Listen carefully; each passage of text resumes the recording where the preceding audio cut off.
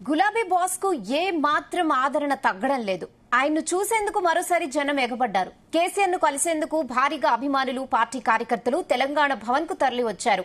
కేసీఆర్ సీఎంగా ఉన్నప్పుడే కాదు, ప్రతిపక్షంలో ఉన్నప్పుడు కూడా కేసీఆర్ కు ప్రజాదరణ మాత్రం భారీగానే ఉందంటున్నారు.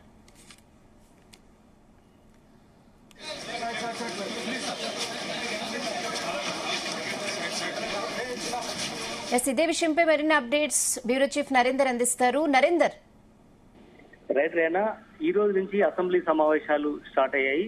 ఇప్పటికే వారం రోజుల పాటు అసెంబ్లీ సమావేశాలు నిర్వహించాలని ఇప్పటికే స్పీకర్ కావచ్చు లేదంటే పిఎస్సి సమావేశంలో తీర్మానించింది. అయితే దీనికి సంబంధించి ఈ రోజు కేసీఆర్ సభకైతే హాజరు కాలేదు. బట్ ఈ బడ్జెట్ సమావేశంలో హాజరవుతారు కేసీఆర్ అన్నటువంటి సంకేతాలు ఉన్నాయి. అయితే కాసేపటి క్రితమే తెలంగాణ భవన్ లో ఎల్పీ సమావేశం ప్రారంభమైంది. దీనికి అందుబాటులో ఉన్నటువంటి ఎమ్మెల్యేలందరూ కూడా హాజరయ్యారు.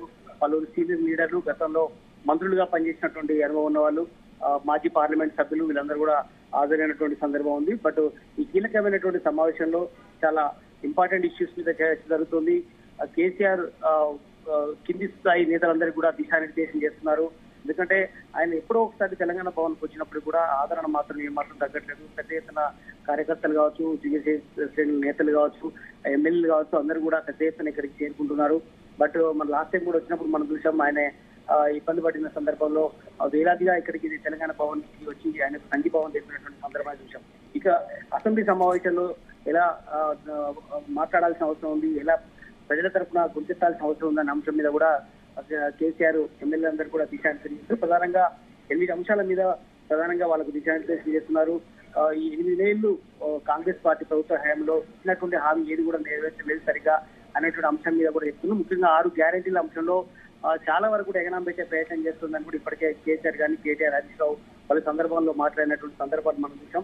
అందుకని ఎమ్మెల్యేలకు ఈ వారం రోజుల పాటు అసెంబ్లీలో ఎలాంటి అంశాల మీద చర్చ జరిగేలా చూడాలన్న అంశం మీద దాంట్లో ప్రధానంగా నిరుద్యోగులు అంశంలో ప్రధాన ఎజెండా తీసుకొని మాట్లాడాలి అనే అంశం మీద కూడా వాళ్ళకి చెప్తున్నారు. దాంట్లో జాబ్ క్యాలెండర్ వెంటనే విడుదల చేసే విధంగా చూడాలి. ఉద్యోగస్తులపై ప్రభుత్వం దమనకాండ వ్యవహరిస్తున్న దాని మీద గట్టిగా గుర్తెత్తాల్సిన అవసరం ఉందని కూడా చెప్తున్నటువంటి పరిస్థితి మనం చూస్తున్నాం. అదేవిధంగా రాష్ట్రంలో శాంతి భద్రతలు క్షీణిస్తున్నటువంటి పరిస్థితి ఉంది. నిర్వహణలో వైఫల్యం కూడా జరుగుతోంది.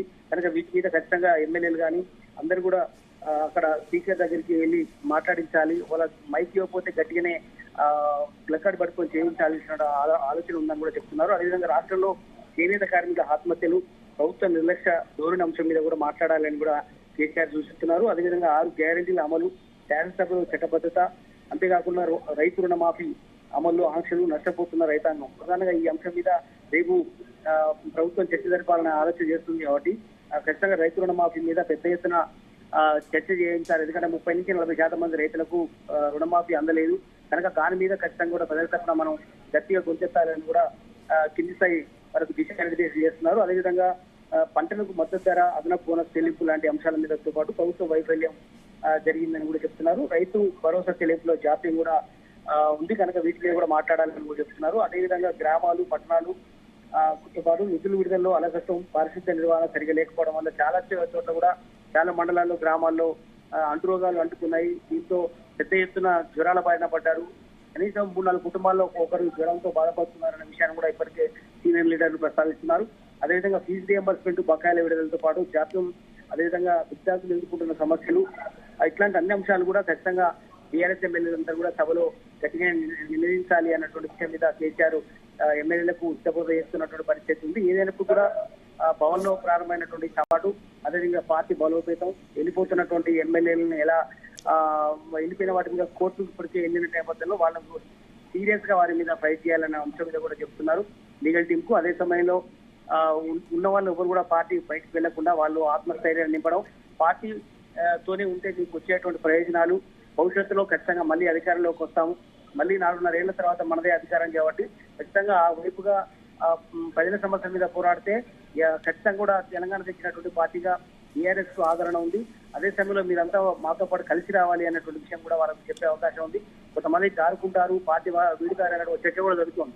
ఇప్పటికే రేవంత్ రెడ్డి కొంతమంది సంప్రదింపులు చేశారు, గ్రేటర్ నేతలను కూడా వినపడుతుంది. కనుక వాళ్ళని కూడా పోగొట్టుకోకుండా ఖచ్చితంగా చూడాలని కూడా హరీష్ రావు, కేటీఆర్ కూడా బాధ్యతలు చేపడుతున్నట్టుగా తెలుస్తోంది. ఏదైనప్పుడు కూడా కేసీఆర్ కి ఆదరణ దక్కలేదని మనకు దీన్ని బట్టి అర్థమవుతుంది. ఖచ్చితంగా ఆయన తెలంగాణ తెచ్చినటువంటి పార్టీ అధినేతగా ఆయన కేసీఆర్ ఉన్నారు కాబట్టి ఖచ్చితంగా అలా పార్టీకి సంబంధించినటువంటి ఎమ్మెల్యేలందరూ కూడా ఇదే అంశాన్ని హితబోధ చేస్తున్నట్టుగా నాకు అర్థమవుతుంది. Okay Narender, thanks for the updates. Please.